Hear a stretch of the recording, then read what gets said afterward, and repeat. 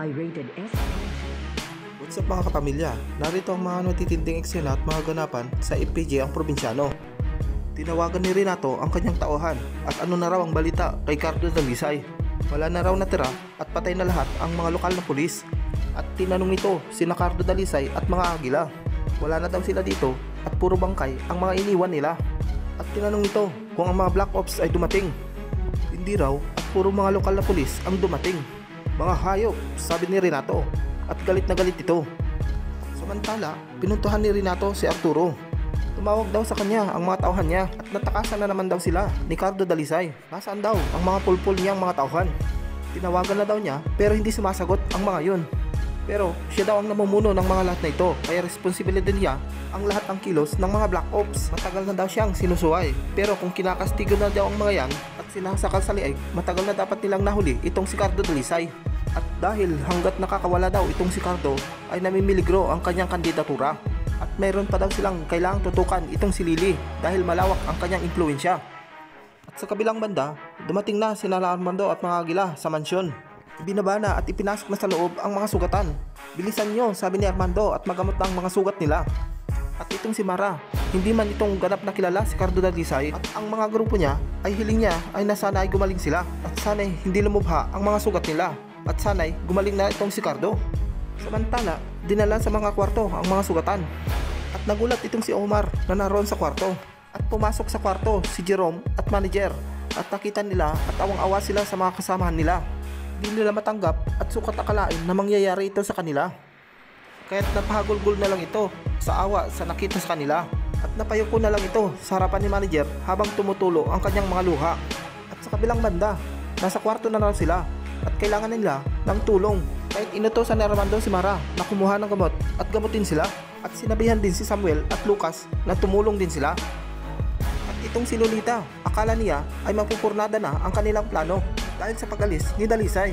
At kung siniswerto nga naman daw at sa kanila pa rin bumagsak ang mga agila. At hana nang tumutulong sa atin Lolita, sabi ni Armando, para maipit sa kanila sina Cardo Dalisay. At itong si Omar, ano daw ang nangyari? Na-set up daw sila at marami sa kanila ang sugatan. At tinanong niya si Cardo kung patay ba.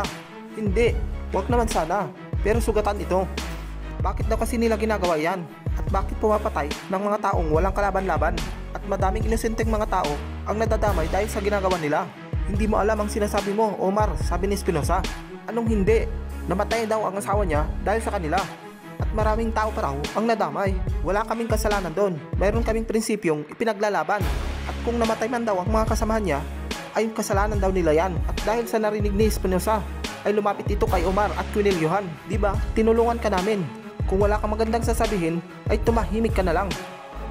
At sa kabilang banda, ang sarap daw mabuhay ng maraming salapi. At ngayon, nasa kanila daw ang pera. Ano daw ang susunod na hakbang? Sa sarili daw nilang sikap, ay mahahanap nila itong si Cardo Dalisay. At hindi na raw ngayon tawalan si Padua. Dahil pagkatapos daw ng nangyari sa Hotel do Oriente, marami silang possible needs na pwedeng gamitin. At itong bodyguard daw ni Don Ignacio, itong si Talia Gonzales, magagamit daw nila ito. At mukha daw maraming alam. At sa kabilang banda, mabuti na lang daw at maaasahan nila itong si Major Divela sa mga transaksyon. Malaking pera daw ang pinasok nila ngayon. Magagamit daw nila ang perang yan sa pagpapalago ng kanilang negosyo dito raw sa norte at sasamantalahin nila habang walang malay itong si Don Ignacio. At tawagan daw ang maibang kanegosyo ni Don Ignacio. Kontakin sila at kung gusto nilang kumita ng malaking pera. At kapag nagawa na daw ito, ay mahawakan nila ang buong norte at mas madali nilang matutugis itong si Cardo Dalisay. Kabilang banda, kompleto na raw ang gamot, sabi ni Mara. Kaya't pumunta na sila sa mga kwarto upang gamutin ang mga agila. Kailangan namin ng tulong nyo. Gawin nyo po ang lahat para makaligtas sila. Parang awa na raw at maraming dugo ang nawala sa kanila. Kaya't ginamot na nila Mara ang mga sugatang kasamahan ng mga agila.